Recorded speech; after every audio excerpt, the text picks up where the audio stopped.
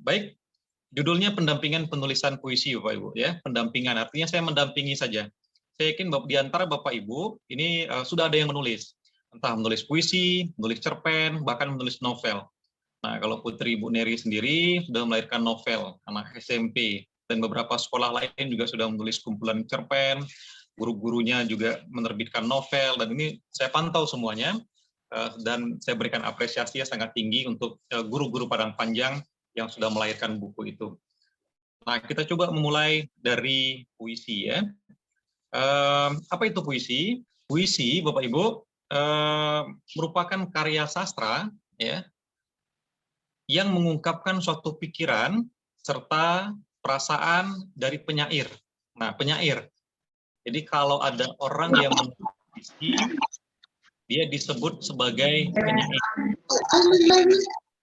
Label penyair ini bisa disematkan kalau dia rutin menulis puisi, setelah itu puisinya betul-betul menjadi karya yang diperbincangkan, terbit di media massa, lalu terbit menjadi sebuah buku, dan orang secara kolektif menyebut dia, mengingat dia sebagai seorang penyair, sebagai seorang penulis puisi.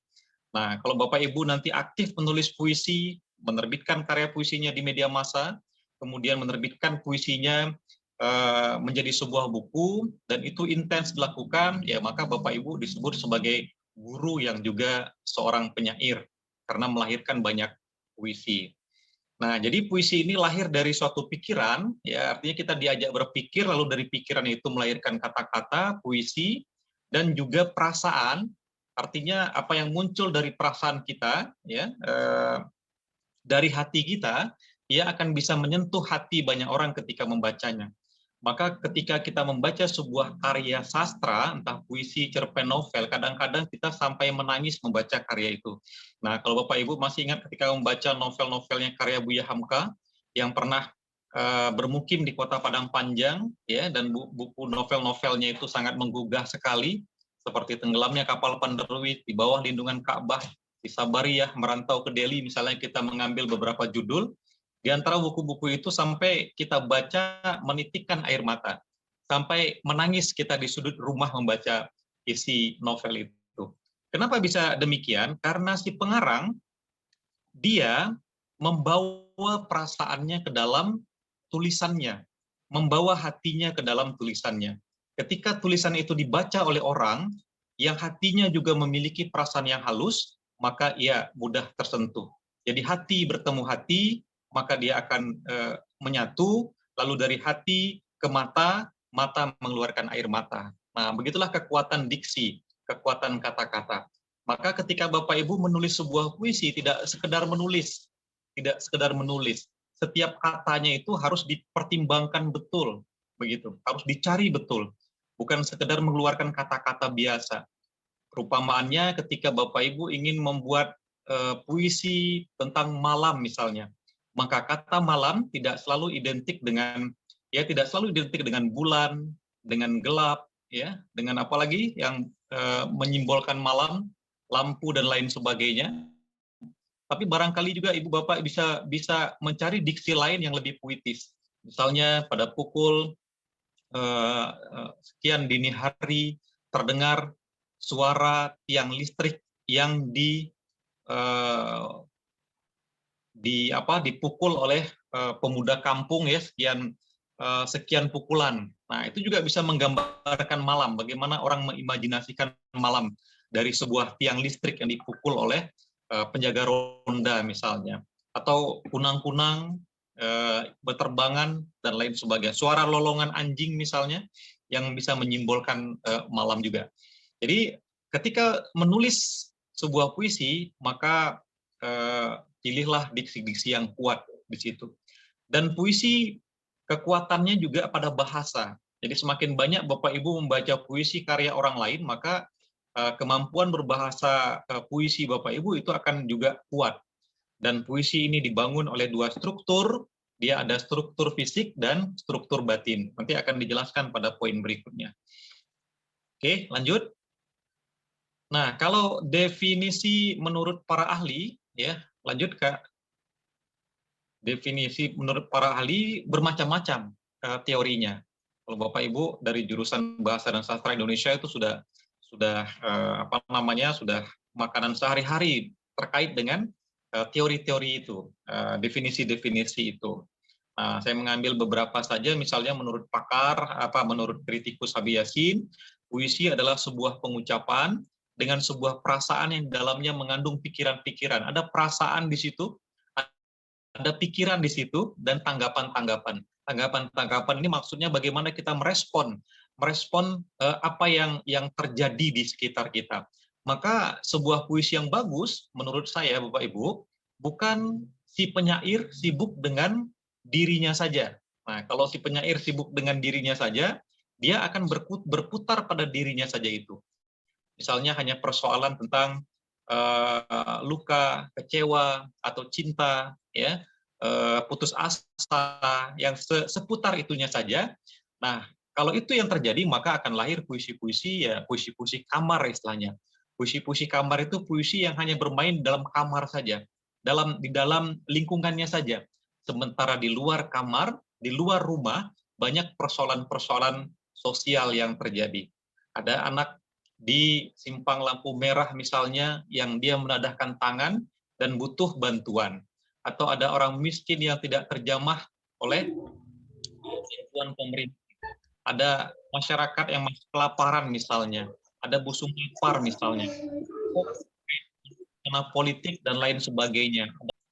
Nah, jenis-jenis puisi ini, jenis puisi itu terbagi dua, ya. Ada puisi lama dan ada puisi baru. Puisi lama yang kita kenal selama ini itu ada pantun, ada karmina, ada seloka, gurindam, syair, dan lain sebagainya. Yang masih populer barangkali pantun. Nah, karmina, seloka, gurindam, syair sudah mulai jarang orang menulis. Kalau pantun baru-baru ini pemerintah mengusulkan kepada UNESCO, lalu menjadi karya kekayaan intelektual kita, berwujud tak benda, dan sudah mendapat pengakuan dari UNESCO, Indonesia dan Malaysia. Karena Malaysia juga mengusulkan pantun sebagai warisan budaya dunia. Nah, apa bedanya jenis puisi kalau pada pantun, karmina, seloka, gurindam biasanya dia terikat oleh aturan-aturan tertentu. Ya, aturan-aturan itu misalnya jumlah katanya terdapat dalam satu baris, jumlah barisnya terdapat dalam satu bait, persajakan, rima, ya, rima, banyak suku kata pada tiap baris, dan itu biasanya aturannya terikat. Nah, pantun misalnya, kalau ada sumur di ladang, boleh kita menumpang mandi. Kalau ada umur panjang, boleh kita berjumpa lagi. Nah, pantun umumnya bernada demikian, ya, pada baris, bait, sajak, rimanya itu sama. Tapi berbeda dengan puisi baru, dia lebih bebas, ya. Next. Nah, kalau puisi baru adalah sebuah puisi yang tidak terikat oleh aturan-aturan puisi lama pada pantun, seloka, dan lain sebagainya tadi. Puisi baru mempunyai sebuah bentuk yang lebih bebas. Nah, di email sudah saya lihat beberapa puisi dari Bapak Ibu guru yang masuk, ya. Nah, Bapak Ibu guru, walaupun secara temanya belum, ya sebagian barangkali perlu penguatan, ya, perlu penguatan terkait isu yang diangkat agar lebih menggigit persoalan-persoalannya, tapi saya kira tidak masalah untuk belajar tahap awal menulis, ya, tapi itu sudah bisa dikategorikan sebagai puisi baru karena dia bebas, tidak terikat seperti halnya pantun yang pada jumlah baris, suku kata, atau iramanya ditentukan. Nah, lanjut, ciri-ciri puisi baru, Bapak Ibu, dia ada beberapa jenis juga, atau dikenal dengan misalnya balada, himne, ode, epigram. Nah, balada itu puisi yang dia bercerita, puisinya bercerita. Kalau Bapak Ibu pernah mendengar atau sering mendengar lagu-lagu Iwan Fals atau Ebit GAD yang sangat populer, sebenarnya lirik-lirik lagu mereka itu adalah puisi-puisi yang mereka tulis, yang diciptakan oleh mereka atau pencipta-pencipta tertentu, yang itu merupakan balada yang sangat-sangat puitik sekali, sangat puitis sekali. Nah, kemudian ada himne, biasanya puisi puja-pujaan untuk Tuhan, tanah air, atau kepada seorang pahlawan. Ada ode, sanjungan kepada orang yang berjasa, ada epigram, dan lain sebagainya. Ini hanya teoritis saja. Lanjut. Kemudian juga ada romansa, elegi, satir. Ya. Nah, satir ini puisi yang isinya tentang sindiran atau kritikan. Nah, banyak penyair-penyair kita hari ini mereka menulis puisi satir.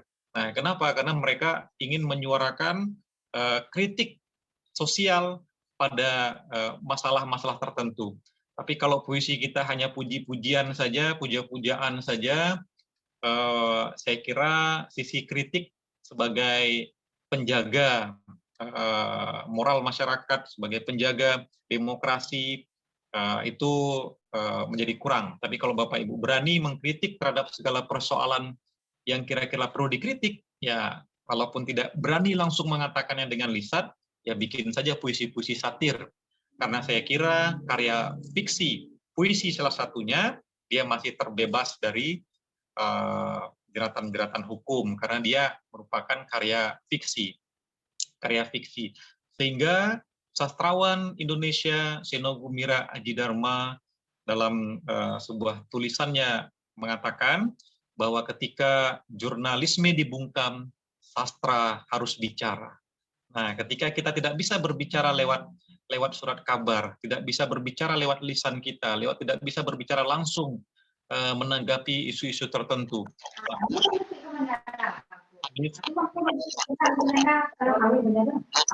Ada pen, ada novel, dan lain sebagainya. Oke. Nah, jadi ciri-ciri puisi lain ada distikon, terzina, kuatrin, nanti dibaca saja ini yang sudah saya bagikan di grup juga. Saya memberikan penjelasan sedikit. Nah, nanti ada queen, septet, septima, oktav, dan lain sebagainya. Ya. Nah, lanjut. Lalu pertanyaannya, apa beda antara puisi lama dan puisi baru? Nah, ini penting juga menjadi catatan untuk Bapak Ibu, terutama Bapak Ibu yang mengajarkan bahasa dan sastra di sekolah. Nah, puisi lama, dia tidak diketahui nama pengarangnya. Nah, contohnya pantun gitu ya. Pantun-pantun lama itu kan kita tidak tahu siapa pengarangnya. Dia cenderung bersifat kolektif. Bahkan sering sekali menjadi puisi rakyat yang bebas dimiliki oleh siapa saja. Kalau ada jarum di peti, apa namanya? Kalau ada jarum di peti, aduh, kok lupa. Ya, kalau ada sumur di ladang, boleh kita menumpang mandi yang tadi ya. Kalau ada umur panjang, boleh kita bertemu lagi. Ini pengarangnya siapa? Kita tidak tahu siapa yang punya puisi ini. Tapi puisi pantun itu. Tapi pantun itu dia dimiliki oleh banyak orang dan banyak pantun-pantun serupa. Nah, itu puisi lama.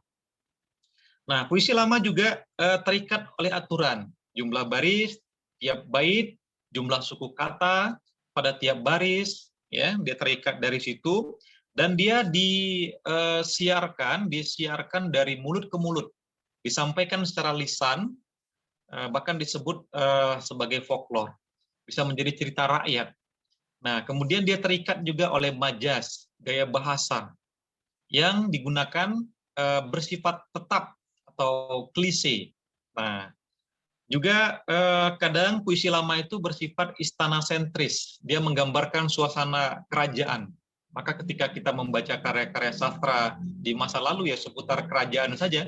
Kalau Bapak Ibu ingat era-era televisi kita di era tahun 90-an ke bawah itu isi dalam timpu aja. Novel-novel kita juga di masa era-era 90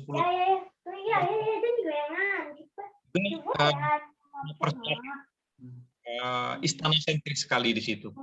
Sedangkan puisi baru dia nama pengarangnya. Maka ketika Bapak Ibu menulis sebuah puisi, maka harus membubuhkan nama pengarangnya. Siapa sih nama penyairnya?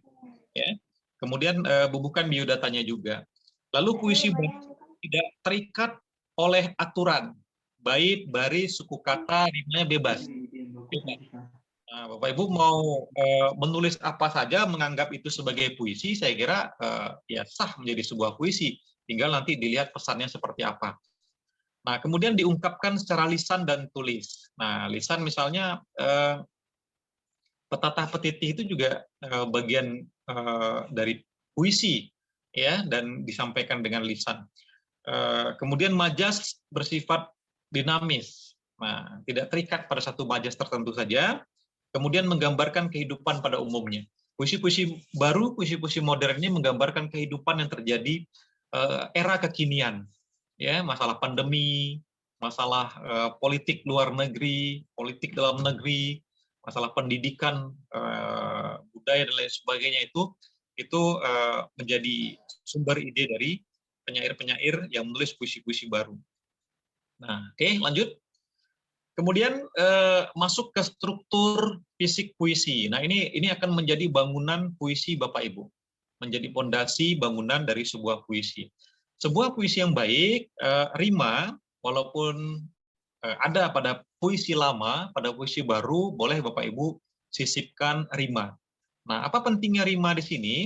Agar perulangan bunyi yang Bapak Ibu tulis dalam puisi Bapak Ibu itu bisa terbaca dengan sangat enak oleh pendengar.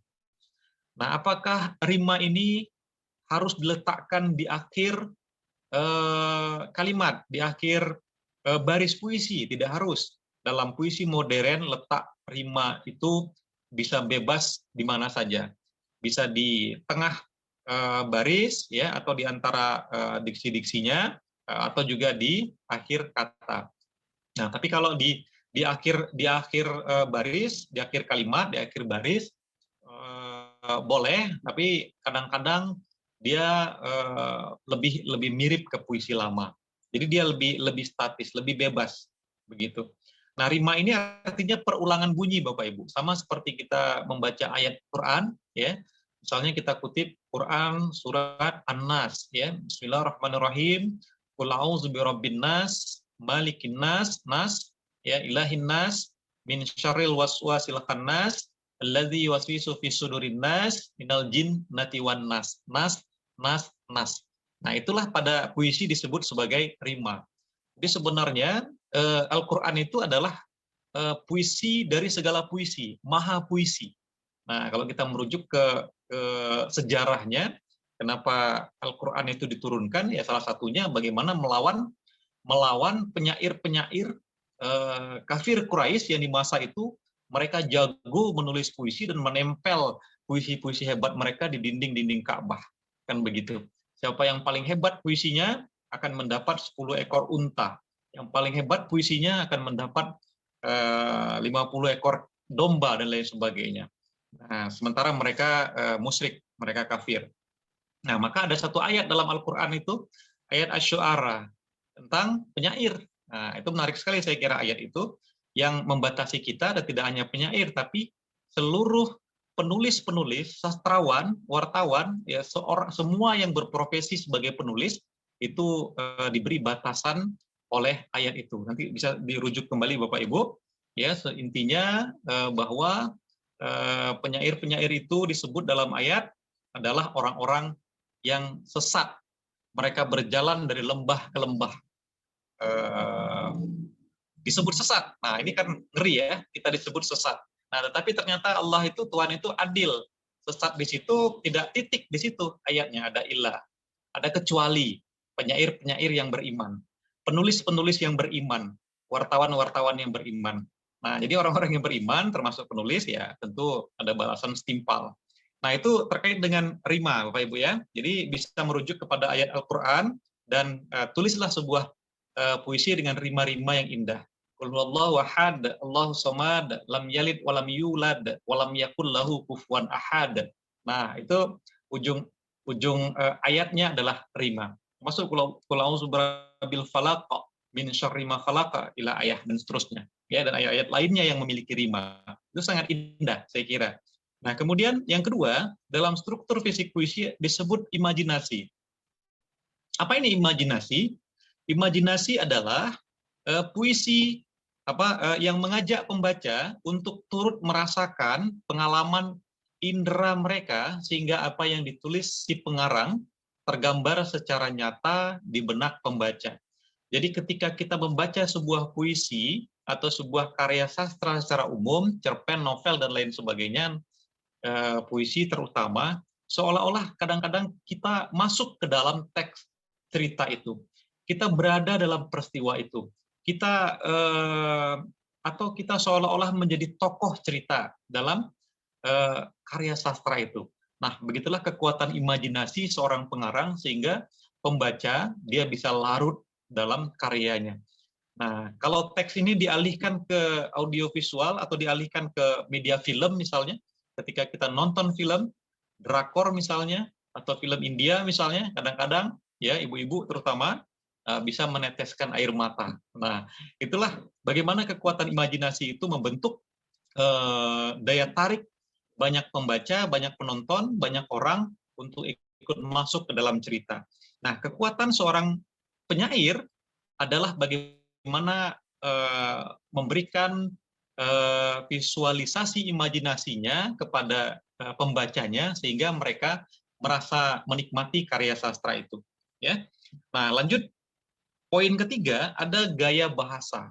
Nah, sebuah puisi yang bagus adalah puisi yang memberikan gambaran konotasi kepada pembaca dan poinnya pada gaya bahasa.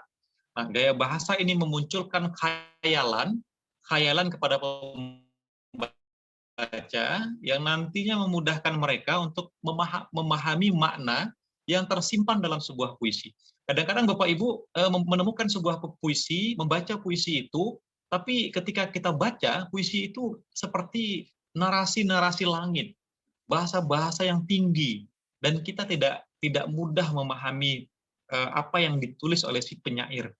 Nah, tentu saja dia telah mengolah sedemikian rupa diksi itu dengan gaya bahasa yang bagus, dengan gaya bahasa yang baik. Nah, sebenarnya ia ingin mengatakan sesuatu yang sederhana, tapi dia membawanya dengan diksi-diksi tertentu sehingga orang diajaknya berpikir. Nah, yang paling penting adalah bagaimana seorang pembaca nanti ketika membaca sebuah puisi itu dia dapat menangkap sebenarnya si penyair ini ia ingin menyampaikan apa, dia ingin bercerita tentang apa. Nah, pesan puisinya itu apa? Maka sebuah puisi yang bagus adalah ketika dibaca, puisi itu menciptakan banyak tafsir. Jadi dalam puisi, dalam karya sastra, dia tidak memiliki tafsir tunggal. Nah, tafsir tunggal itu ya sama seperti eksakta, terutama matematika ya, 1 tambah 1, 2, 5 tambah 5, 10. Nah, itu kan tafsirnya tunggal. Dalam karya sastra, terutama puisi, tidak. Dia harus memberikan tafsir jamak, multitafsir. Harus ditafsirkan oleh banyak orang.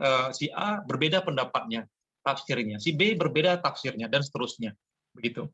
Nah, kemudian dalam struktur fisik puisi ini, Bapak Ibu juga harus memiliki kekuatan diksi.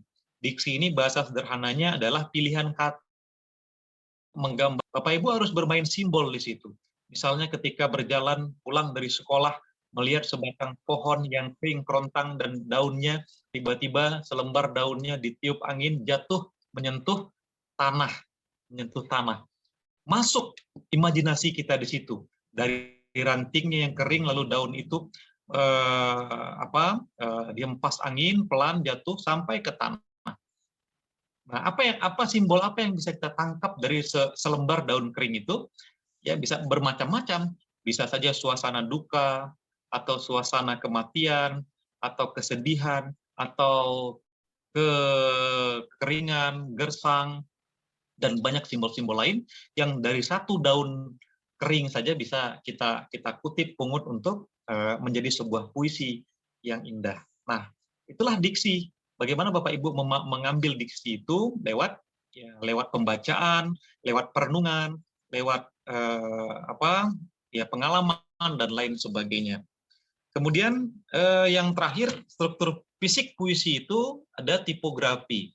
Nah, tipografi ini bentuk puisinya. Kalau beberapa periode terakhir ada puisi yang dari susunan kata-katanya itu berbentuk bola, berbentuk rumah, berbentuk sepeda dan lain sebagainya, yaitu tipografi. Tapi secara umum puisi modern hari ini tipografinya itu rata lurus ke bawah saja. Nah, paling atas itu nama si penyair, nama si penulis puisi, baris kedua judul puisi, lalu dilanjutkan dengan isi puisi, dan baris terakhir adalah titi mangsa. Titi mangsa di sini artinya kapan puisi itu dibuat, tanggal, bulan, dan tahun berapa puisi itu dibuat. Misalnya Padang Panjang 28 Mei 2021. Itu disebut sebagai titi mangsa. Apa perlunya titi mangsa dalam tipografi itu? Untuk membuktikan, menandakan kapan puisi itu dibuat dan di mana puisi itu dibuat. Begitu. Nah, tipografi ini pun akan memberikan pemaknaan baru ketika seseorang melihat, membaca puisi kita. Oke. Nah, dari struktur fisik berlanjut ke struktur batin puisi. Jadi ada fisiknya, ada batinnya.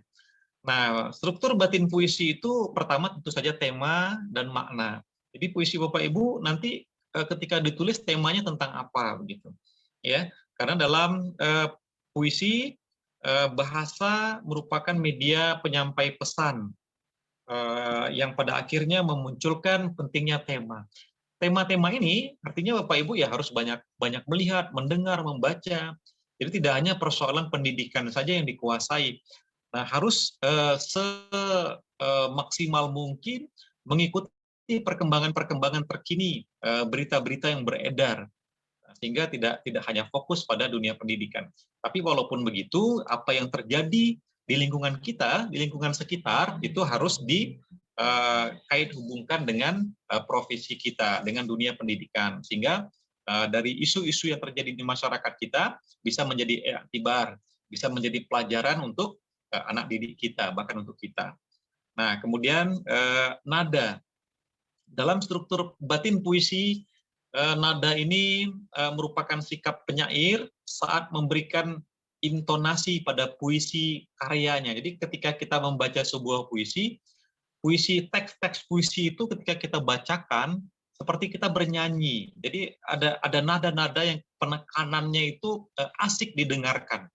Misalnya saya bacakan satu puisi dunia yang sangat terkenal, ya, dan mendapat penghargaan dunia, walaupun temanya cinta misalnya, ya, judulnya Huesca, ditulis oleh John Comfort di Inggris, di Polandia. Huesca, dunia yang hilang jiwa, jiwa sayang, kenangan padamu adalah derita di sisiku, bayangan yang bikin tinjauan beku, angin bangkit ketika senja, ingatkan musim gugur akan tiba, aku cemas bisa kehilangan kau, aku cemas pada kecemasanku sendiri, di batu penghabisan ke Huesca, batas terakhir kebanggaan kita, kenanglah sayang dengan mesra, kau kubayangkan di sisiku ada, dan jika untung malang hamparkan aku ke dalam kuburan dangkal, ingatlah sebisamu segala yang indah, dan cintaku yang kekal.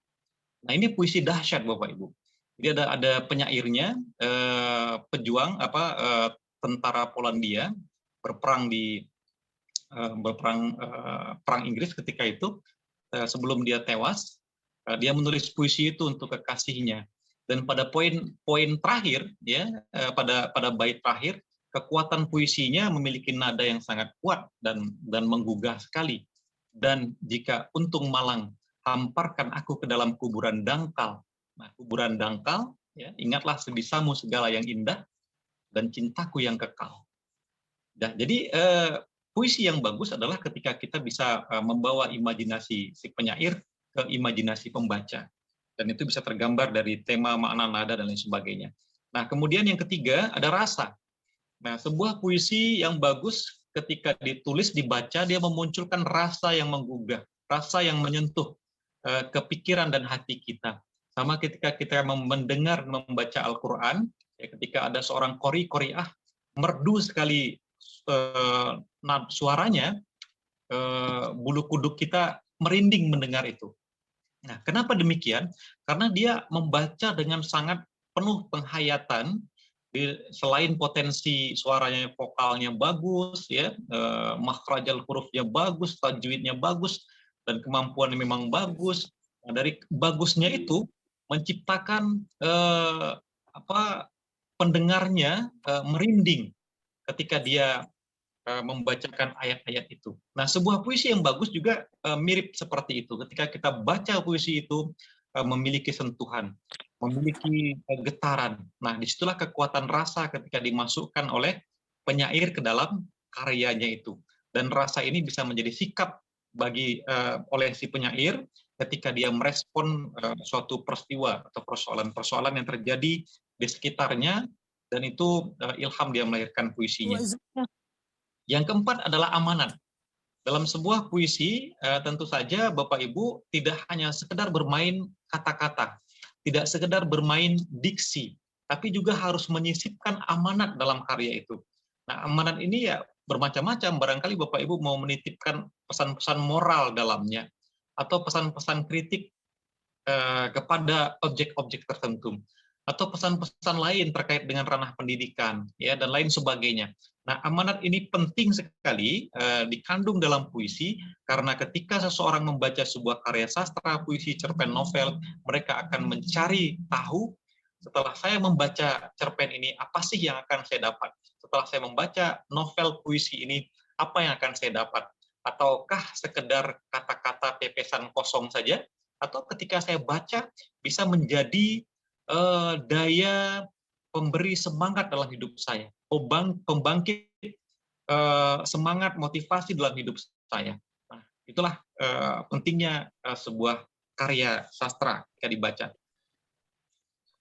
Nah, itu Bapak Ibu, kekuatan sebuah puisi, dia ada pada struktur batin dan struktur fisiknya, dan ini nanti bisa Bapak Ibu kembangkan tentu saja dengan rujukan puisi-puisi modern hari ini, yang kalau Bu Neri sudah membagikan kemarin, itu ada saya melampirkan link sebuah blog, dan di situ seluruh penyair-penyair modern Indonesia, puisi-puisi mereka diterbitkan terutama di Kompas.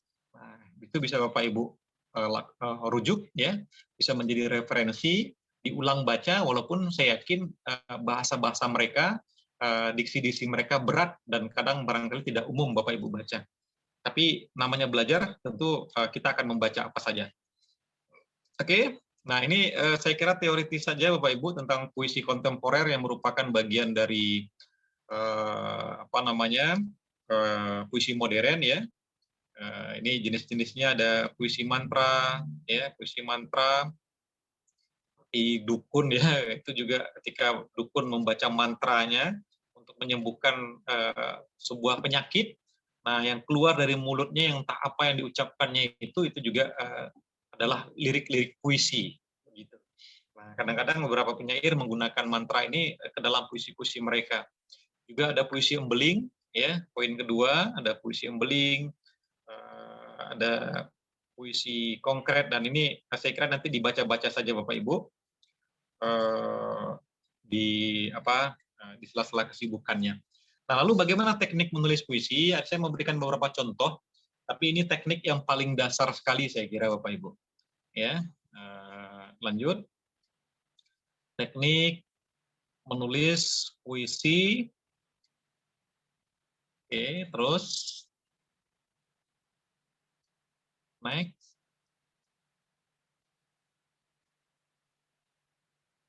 Terus, nah, ya, lanjut.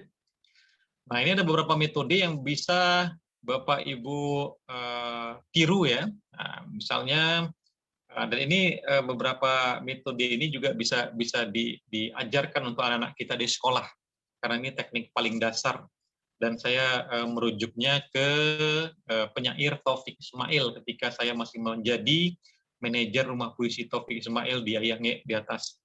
Nah, lebih kurang 4 tahun saya di sana mengajarkan puisi-puisi ini yang merupakan arahan dari Pak Taufik Ismail. Nah, misalnya bisa mengambil ide dari keinginan kita, ya. Nanti dibaca juga.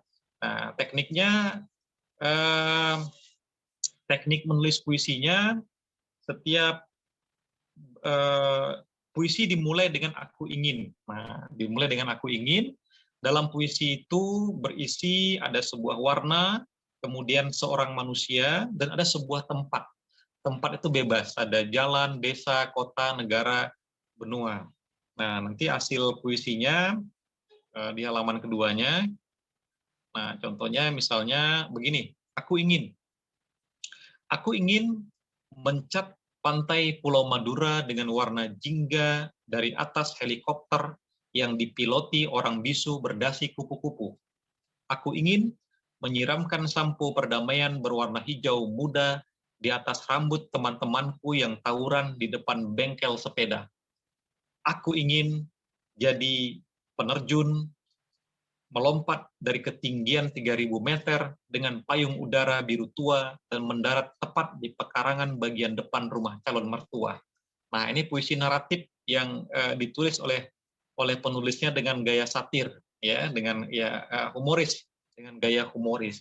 Nah, mulai dengan kata kunci aku ingin, seperti penyair Sapardi Djoko Damono menulis puisi aku ingin mencintaimu dengan sederhana, seperti kayu pada api dan seterusnya, begitu ya.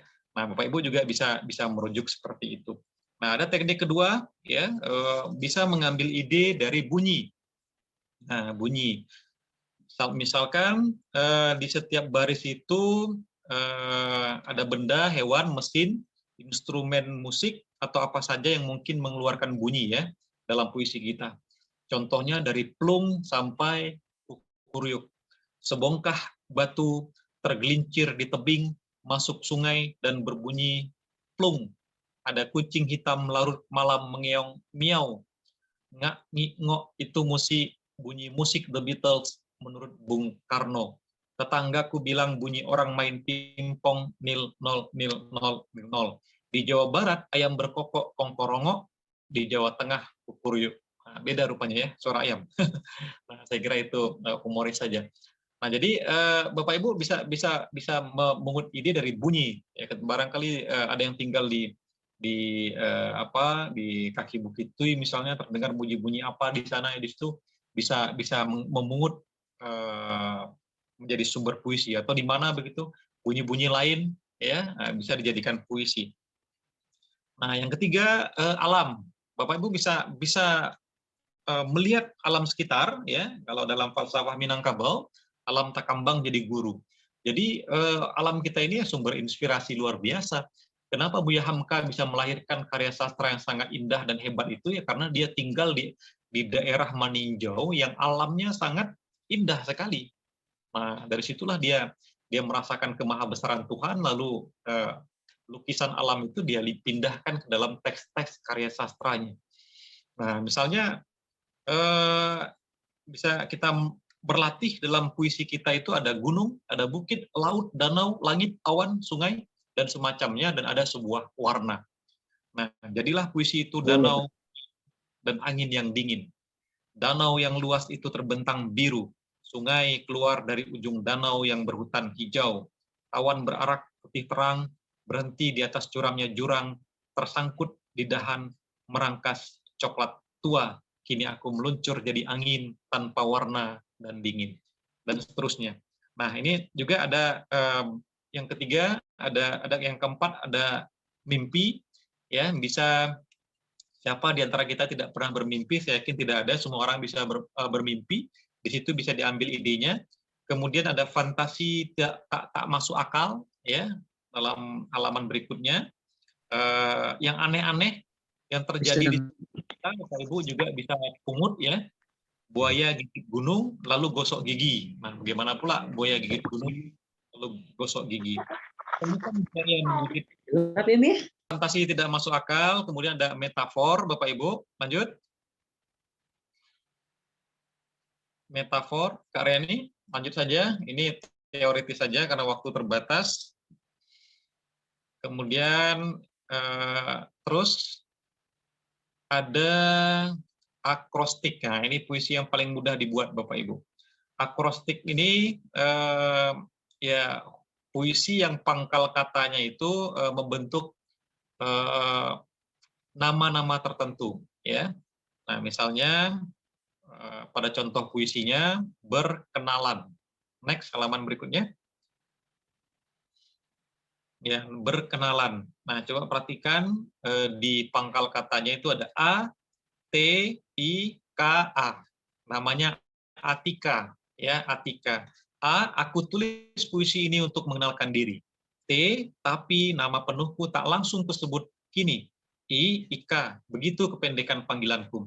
K, kegemaranku membaca, mengarang, dan jajan baksomi. A, aku suka badminton dan berenang sekali-sekali. Nah, jadi Bapak Ibu bisa menulis nama lengkap Bapak Ibu, lalu per katanya itu, per hurufnya itu bisa dirangkai menjadi baris-baris puisi yang indah. Namun tetap saja kekuatannya bagaimana kita memilih diksi yang indah, yang menarik, sehingga puisi kita menjadi indah. Ya, pipi kami diciumi, a y a h k u, ayahku, ya, ayahku, dan seterusnya. Oke. Nah, kemudian Bapak Ibu juga bisa memakai teknik asonansi. Asonansi di sini artinya banyak kata yang dimulai dengan huruf hidup. Nah, coba nanti latihan bagaimana mengumpulkan huruf-huruf hidup, ya. Misalnya A, I, E, O.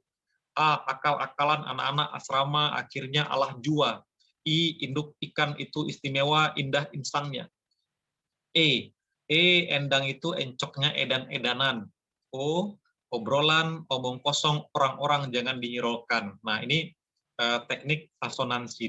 Jadi kalau dalam puisi Bapak Ibu itu banyak huruf hidupnya, maka puisi itu disebut asonansi. Ya, juga ada aliterasi. Ini kebalikannya, kalau asonansi itu huruf hidup, maka aliterasinya huruf mati. Dalam baris puisi kita penuh dengan aliterasi. Misalnya B, C, D, J. Beo, bijak, bapak, botak, itu betul-betul banyak bicara. Cici, cepat-cepat, cuci cambung, cucu, cilik itu, dan seterusnya. Ya. Oke, next. Nah, kemudian rima. Rima, ya, ini adalah puisi yang bermain dengan bunyi, yang persamaan bunyinya. Pada contohnya, sesudah marah ayah terengah-engah bertambah payah. Nah, jadi puisi-puisi yang bermain dengan rima ini terdengar lebih indah, ya. Kata-kata para duta ternyata amat tertata. Di Wonogiri, ri, babi, dan biri-biri berdiri di atas kaki kiri. Ketika iblis menitis, belibis, gerimis pun menangis. Di siang bolong King Kong bermain pingpong di Hong Kong. Nah, ini kan permainan bunyinya, permainan rimanya. Nah, ini hanya teknik-teknik dasar Bapak Ibu. Ketika Bapak Ibu barangkali mentok menulis puisi, mau menulis apa, dari beberapa teknik ini bisa ditiru untuk dipraktikkan, terutama rima dan akrostik, sehingga memudahkan Bapak Ibu menulis puisi. Namun terkait dengan penerbitan buku ini, tentu saja yang menjadi poinnya adalah ketika Bapak Ibu bisa memindahkan persoalan-persoalan yang terjadi di masyarakat kita ke dalam puisi, terutama yang berangkat dari kearifan lokal. Nah, kearifan lokal kita banyak sekali tentu, ya, di masyarakat Minangkabau, ya, terutama di Padang Panjang, ya, barangkali yang mulai jarang terlihat, ya, ketika ada panen padi bersama, orang sudah jarang turun ke sawah bersama-sama. Kalau dulu orang berburu bersama-sama, itu kan kearifan lokal yang bertahap mulai mengarah ke individual, sebab pengaruh teknologi dan perubahan arus budaya dan lain sebagainya. Ya, kalau dulu orang mau menaikkan rumah harus sama-sama, ya, sekarang ya panggil tukang saja. Dan kearifan-kearifan lainnya yang mulai tergerus atau yang masih ada dan itu perlu kita syiarkan kembali ke dalam karya kita. Nah, jadi nanti saya berharap Bapak Ibu bisa mengumpulkan puisi-puisi itu, dan secara teknis nanti Bu Neri yang akan mengarahkannya, dan nanti akan kita terbitkan bersama-sama, lalu kita luncurkan bersama-sama. Kemudian juga nanti setelah buku itu terbit, kita bedah bersama-sama. Jadi ada workshop lanjutan untuk membedah puisi karya Bapak Ibu. Mudah-mudahan dari buku 1 ini akan lahir buku kedua, buku ketiga, dan terus-menerus padang panjang melahirkan banyak buku yang tentu saja akan menjadi perhatian bagi banyak orang di luar kota Padang Panjang. Saya kira demikian, cukup panjang Bapak Ibu, dan saya berharap apa yang saya sampaikan tidak rumit, seperti puisi-puisi juga yang kadang rumit ya. Dan saya berharap dari materi ini Bapak Ibu dapat meresponnya, keluh unek-unek yang perlu disampaikan, sampaikan saja. Kalau diperlukan workshop seperti ini bisa kita ulang beberapa kali, ya tidak hanya terkait dengan penerbitan buku, segala hal terkait literasi, selama saya punya waktu, insya Allah saya sempatkan untuk Bapak Ibu.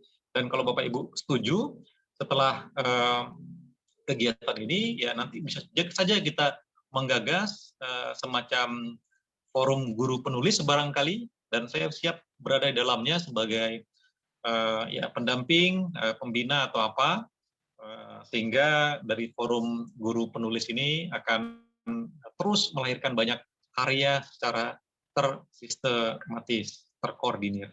Terima kasih Bapak Ibu untuk waktu luangnya di tengah-tengah kesibukan, dan terima kasih Bu Neri yang membantu mengkoordinir kegiatannya. Saya kembalikan kepada moderator. Assalamualaikum warahmatullahi wabarakatuh. Baik, Waalaikumsalam warahmatullahi wabarakatuh. Terima kasih ya kita ucapkan kepada Pak Subhan. Ya, panjang sekali ya apa yang beliau sampaikan tadi tentang puisi ya. Kayak serasa kuliah malam kayaknya ya Pak Subhan ya. 2 SKS Bu Neri. Apa Pak Ibu? Ya, silakan Bu Neri, suaranya tidak. Ya, bagaimana Bu Neri? Halo, terdengar suara saya? Ya, halo Bu Neri? Suara Bu Neri tidak terdengar? Halo, sudah terdengar Bapak Subhan? Oke, sudah. Halo? Ya, sudah. Bu Neri, silakan. Atau suara saya tidak terdengar? Terima kasih ya Bapak. Terdengar lagi? Ya, oke. Sekarang udah terdengar? Sudah. Oke, kita lanjutkan. Apakah itu masih ada waktu Pak Subhan memfasilitasi guru-guru kita yang mungkin ada yang mau sharing atau mau diskusi atau mau bertanya gitu? Apakah masih bisa waktunya? Boleh, silakan Bu Neri. Kalau ada yang mau bertanya, Bapak Ibu guru dipersilakan. Ya, dan ya sepanjang ada waktu malam ini ya kita lepaskan Bapak Ibu unek-uneknya. Silakan. Assalamualaikum warahmatullahi wabarakatuh. Waalaikumsalam warahmatullahi wabarakatuh. Begini Pak Subhan, dari tadi Zoom kita yang mungkin berlangsung agak kurang bagus sinyalnya di tempat saya. Ada beberapa hal yang ingin saya tanyakan. Pertama, dari penjelasan Pak Subhan, sepertinya kita bikin puisi ini benar-benar tertata gitu ya. Ada yang apa tadi, asonansi segala macam. Yeah. Seperti orang bikin pantun, saya lihat sekilas gitu Pak Subhan. Kalau kita, dan saya yang ada lihat juga puisi orang seperti mereka membuat karangan gitu, sebuah cerita tanpa ada aturan. Nah, bagaimana dengan ini Pak Subhan? Yeah. Itu yang pertama. Yang kedua, mengenai karya Pak Subhan, mungkin bukan puisi ini, novelnya. Yeah. Dilihat dari karya yang pertama itu, anak saya juga bilang gini Pak Subhan, katanya jauh mengalami peningkatan dibandingkan karya Pak Subhan yang pertama dengan karya berikutnya. Gimana nih kok bisa begitu caranya untuk mengalami lompatan luar biasa Pak Subhan? Terima kasih. Assalamualaikum warahmatullahi wabarakatuh. Waalaikumsalam warahmatullahi wabarakatuh. Ya, terima kasih Bu Noviarti. Ya, videonya video tidak aktif, tapi saya yakin terkait dengan masalah sinyal ya. Melalui Bu Neri saya langsung menjawab saja. Ya, memang ada beberapa puisi yang berbentuk naratif. Ya, intinya ketika Bapak Ibu menulis puisi modern, ya Bapak Ibu menulis puisi bebas saja, tapi kalau untuk buku yang kita terbitkan ini, ya. Nanti kalau dapat puisi itu tematik ke kearifan lokal, kita di Padang Panjang terutama. Apa saja yang ada di Padang Panjang, ya. Misalnya ada cerita-cerita rakyat. Kalau Bapak Ibu pernah mendengar cerita Sibigau misalnya yang di Bukit Tui, ya, legenda Sibigau. Ada yang pernah dengar, Bu, ya?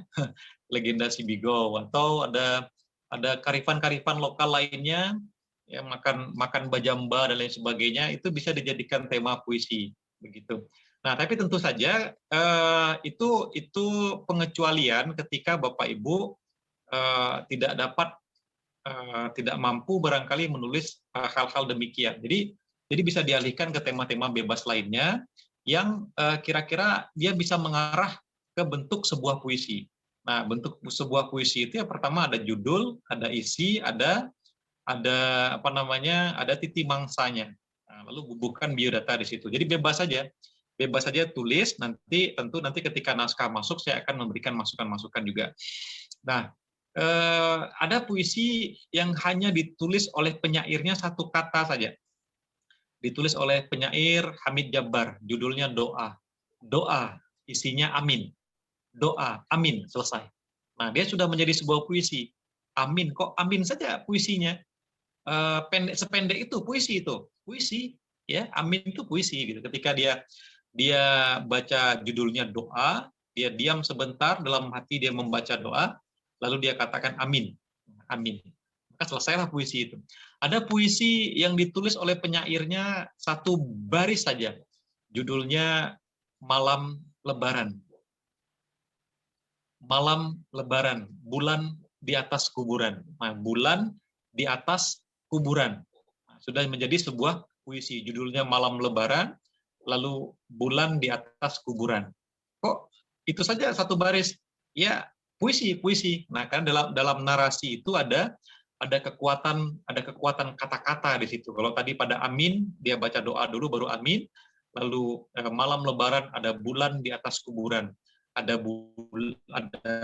kuburan di atasnya, ada bulan pada malam lebaran. Tapi idealnya pada malam lebaran biasanya bulan tidak ada bulan purnama, ya, umumnya begitu kalau tidak salah. Nah, jadi Bapak Ibu ciptakan saja puisi bebas, nanti tentu saja karena ini pendampingan, nanti akan saya berikan arahan-arahan. Tapi tentu saja ketika menulis itu Bapak Ibu harus membaca dulu puisi itu seperti apa, begitu. Artinya dari beberapa contoh bentuk-bentuk puisi yang ada, ya kita baca, oh seperti itu diksinya, oh begitu, seperti itu si penyair lain menulis puisi sehingga menjadi satu bentuk puisi yang indah. Nah, jadi poinnya di situ Bapak Ibu. Nah, kemudian yang terkait dengan karya saya, tadi Ibu sebut ada lompatan, ya, ada lompatan pada karya berikutnya. Ya, saya akui bahwa karya pertama saya, Rine Kabur Singgalang, itu adalah karya observasi, cenderung semacam ya mencoba, ya ngetes lah bahasa anak mudanya sekarang, ngetes apakah bahasa klasik seperti era-era balai pustaka misalnya masih diminati nggak oleh pembaca kita hari ini, terutama di era tahun 2011 ketika itu, ya 10 tahun yang lalu. Saya menulis novel Rine Kabur Singgalang itu, Bapak Ibu, ya bahasanya bahasa jadul, bahasa jadul gitu. Nah, kenapa saya mau ngetes ketika saya masih di rumah puisi Taufik Ismail, karena di situ banyak pengunjung, ya, setelah terbit ya otomatis saya jual juga di situ. Ternyata novel itu laris manis, Bapak Ibu. Dan tentu saja di kalangan sastrawan, teman-teman sastrawan, ya ada yang mengkritik dan lain sebagainya, kenapa saya menggunakan bahasa seperti itu. Nah, tapi ternyata bahasa-bahasa seperti itu masih juga masih diminati oleh sebagian orang. Sepertinya sudah cukup, Bapak Subhan. Tidak ada pertanyaan mungkin?